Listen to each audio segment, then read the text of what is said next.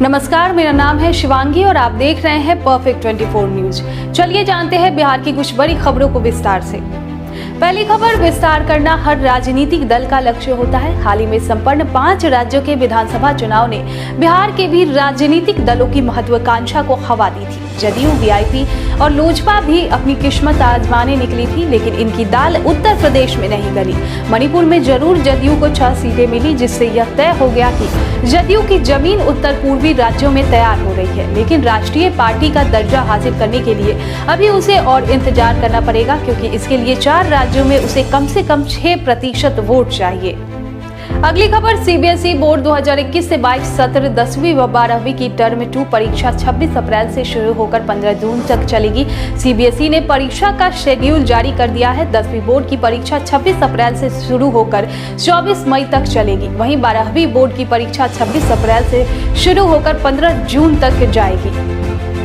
अगली खबर, मुजफ्फरपुर से हवाई सेवा यहां के लोगों के लिए सपने जैसा है। समय समय पर इसको लेकर वादे किए जाते हैं, लेकिन वे सच कभी तक नहीं हो सके हैं। भूमि अधिग्रहण का मामला हो या रनवे छोटा होने का, कुछ न कुछ ऐसी बात सामने आ जाती है जिससे यह सपना अधूरा रह जाता है। एक बार फिर से मुजफ्फरपुर से हवाई सेवा शुरू होने की उम्मीद जगी है। इस बार की उम्मीद में लोगों को दम नजर आ रहा है। इसलिए सबसे बड़ी वजह यह है कि इस बार पहल किसी राजनेता या किसी जनप्रतिनिधि ने नहीं की है। इसीलिए लोगों को लग रहा है कि यह क्षणिक लाभ होने का मामला नहीं होकर एक गंभीर प्रयास का साबित होगा।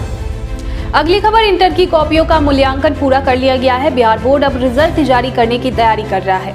बोर्ड के सूत्रों के मुताबिक होली से पहले यानी संभावित 16 मार्च को रिजल्ट जारी कर दिया जा सकता है। रिजल्ट से पहले किसी प्रकार का विवाद न हो, उसके लिए बोर्ड सभी प्रकार की तैयारी में जुट गया है। इसके लिए जिले से संभावित टॉपर की प्रैक्टिकल कॉपी मंगाई गई है। बोर्ड संभावित टॉपर के प्रैक्टिकल के अंक को भी अच्छी तरीके से वेरीफाई कर लेना चाहता है। वेरिफिकेशन के बाद बिहार विद्यालय परीक्षा समिति के एक्सपर्ट की तरफ से टॉपर का अलग से इंटरव्यू लिया जाएगा। अगली खबर, छपरा में महिला सफाई कर्मी ने हड़ताल के 5वें दिन नगर आयुक्त संजय कुमार उपाध्याय का अर्थी जुलूस निकालकर शहर के प्रमुख मार्गों पर घुमाया। सबसे पहले कर्मियों ने नगर निगम कैंपस में अर्थी को लेकर परिक्रमा की। उसके बाद कलेक्ट्रेट, थाना चौक, साहेबगंज, मौना चौक, साढ़ा कचहरी स्टेशन, योगिनिया कोठी, नगर पालिका चौक पहुंचकर अर्थी को जलाया और कर्मियों का समूह सभा में तब्दील हो गया। संघ के अध्यक्ष सियाराम सिंह का कहना है कि जब तक दिसंबर से लेकर फरवरी तक मानदेय का भुगतान, पेंशनधारियों का बकाये का भुगतान, अनुकंपा के आधार पर नियुक्ति का मामला, पिछले 10 सालों में बंद पेंशन को चालू करने, ईपीएफ कटौती की गई राशि को खाते में नहीं भेजी जाती, तब तक हड़ताल जारी रहेगा। आरोप लगाया गया है कि नियमित तौर पर भुगतान न होने के कारण उन्हें अब महाजन भी उधार राशन नहीं दे पा रहे हैं। सफाई कर्मियों ने कहा कि होली के पहले 3 माह का मानदेय और वेतन देने पर पहल नहीं की गई तो उन्हें बाध्य होकर अनिश्चितकालीन हड़ताल पर अडिग होकर रहना पड़ेगा। इधर सफाई कर्मी के हड़ताल के कारण शहर की सड़कों पर गंदगी का अंबार लगा हुआ है।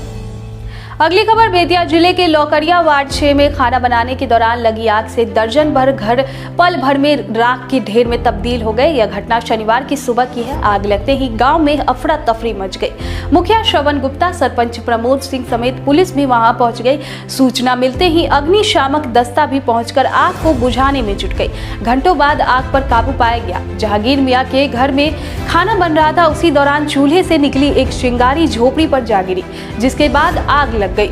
जिसके बाद लोग घर छोड़कर भागने लगे। देखते ही देखते आग दुर्गा मुखिया, अर्जुन कुमार, ललन मुखिया, सुदर्शन मुखिया, अमजद, सतार मियां, दुखी मियां, एनुल खातून, शौकत मियां आदि के घरों को पल भर में स्वाहा कर दिया। इस दौरान लाखों का सामान आग में निगल लिया। अगली खबर, राज्य के सरकारी नलकूप अब अत्याधुनिक फीचर से लैस वाहनों की तरह मोबाइल से ही बंद और चालू होंगे। साथ ही मुख्यालय में बैठे अधिकारी नलकूप की खराबी और जलस्तर का भी पता लगा सकेंगे। नलकूप से कितना पानी का रोज दोहन हो रहा है, इसका भी अंदाजा अधिकारी लगा पाएंगे। नलकूपों को मोबाइल से जोड़ने की प्रक्रिया अभी अंतिम चरण में है। इसी के साथ हर जिले के एक नलकूप को स्काडा योजना के तहत जोड़ा जाएगा। इसमें यह व्यवस्था की गई है कि पटना के अधिकारी नलकूप की खराबी से लेकर वोल्टेज और पानी की सतह क्षमता तक पता लगेंगे। राज्य के नलकूपों को आधुनिक बनाने के लिए सरकार ने नेशनल हाइड्रोलॉजी प्रोजेक्ट के तहत 2 योजनाएं मंजूर की है। यह योजना विश्व बैंक के पैसे से संचालित हो रही है। पहली योजना मोबाइल पंप कंट्रोलर लगाने की है। यह यंत्र राज्य के 3156 नलकूपों में लगेगा। लघु जल संसाधन विभाग ने 398 नलकूपों में मशीन लगा दी है। स्काडा योजना के तहत नलकूपों की मशीनें में चिप डालकर उसे मुख्यालय के नियंत्रित पदाधिकारी के पास रखी मशीन से जोड़ दिया जाएगा। उससे यह जानकारी मुख्यालय के अधिकारी ले सकेंगे कि कितने घंटे मशीन चली।